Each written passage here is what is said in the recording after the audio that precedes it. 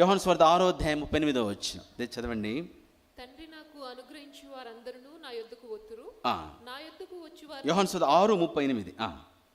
నా యొద్దకు వచ్చువారిని నేనెంత మాత్రమును బయటికి త్రోసివేయను. యోహాను సువార్త 4:34. యోహాను సువార్త 4:34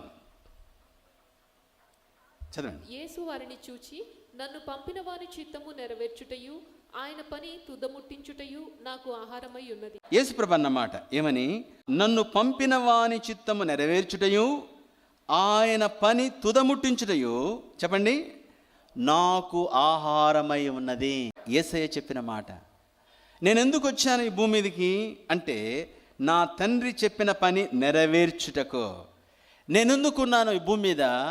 ఆయన పని తుదముట్టించుటకు, అంటే పూర్తి చేయడానికి, టోటల్ కంప్లీట్ చేయడానికి. కాబట్టి నేను పూర్తిగా అనుకు రాయబడింది టు ఫినిష్ హిజ్ వర్క్, సంపూర్తి చేయడానికి ఉన్నాను. దేవుని బిడ్డ, ఈ భూమి మీద దేవుడు ఒక ఉద్దేశంతో మనల్ని పంపించాడు. దేవుడు యేసుక్రీస్తు ప్రభును ఈ భూమి మీద మానవ జాతి రక్షణ కొరకైన ఉద్దేశంతో పంపించాడు. అలానే నీవు నేను దేవుడు ఒక ఉద్దేశంతో పంపించాడు, ఒక ఉద్దేశం కలిగి ఉన్నాడు. అదే అంటున్నాడు.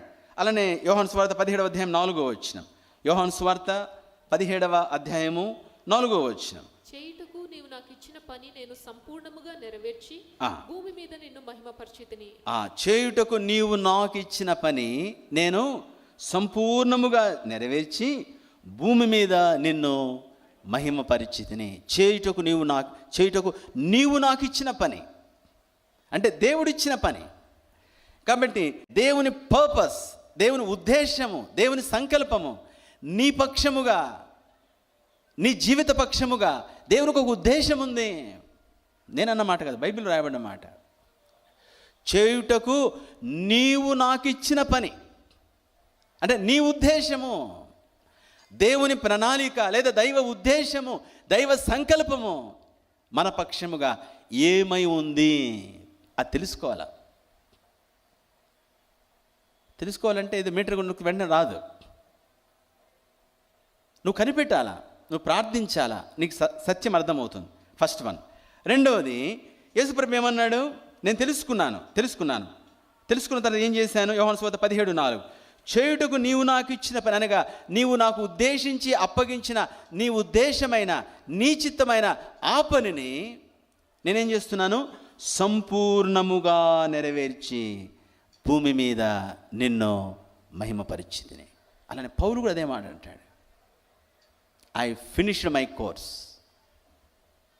పౌలు చనిపోకముందు అంటాడు ఏమిటంటే, ఐ ఫినిష్డ్ మై కోర్స్, నా పరుగును నేను తుదముట్టించాను.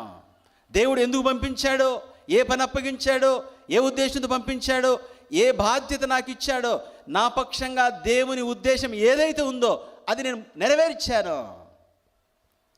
కాబట్టి చంపేయండి, పర్వాలేదు. నేను యెరూషలేములో బంధించబడుటకు మాత్రమే కాదు, ప్రాణం ఇవ్వడానికి సిద్ధంగా ఉన్నాను.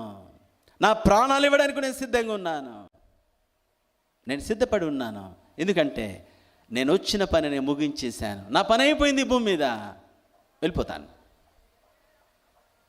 చూసారండి? ఎందుకని? తన సమయమంతా సద్వినియోగపరిచాడు, తన సమయమంతా ఉద్దేశం కొరకు జీవించాడు, దేవుని సంకల్పన కొరకు జీవించాడు. అందుకోసమే పౌలు అంటాడు, ఆకాశము నుండి నాకు కలిగిన దర్శనములకు నేను అవిధేయుడను కాను. నీవిచ్చిన దర్శనము, నీవిచ్చిన ఉద్దేశము, నీవిచ్చిన సంకల్పము అదే నా ముందు కనబడుతుంది. దేవుని బిడ్డ, ఈ భూమి మీద దేవుడిచ్చిన ఉద్దేశం ఎరిగి ఉన్నావా? నీ జన్మ యొక్క సార్థకత ఏమిటో, నీ జన్మ యొక్క ఉద్దేశం ఏమిటో ఎరిగి ఉన్నావా? ఎరిగి ఉంటే నీకు లేస్తే అదే కనబడుతుంది. తెల్లారు లేస్తే అదే చూస్తావు, దాంతోనే నడుస్తావు. పండుకుంటే దాంతోనే ఉంటావు, లేస్తే దాంతో నడుస్తావు, కంప్లీట్ చేస్తావు, ఈ లోకాన్ని ముగిస్తావు. చనిపోయేటప్పుడు నేను సంతోషంగా ముగిస్తున్నాను, ఎందుకంటే నేను ఎందుకు వచ్చానో ఆ పని ముగించేశాను.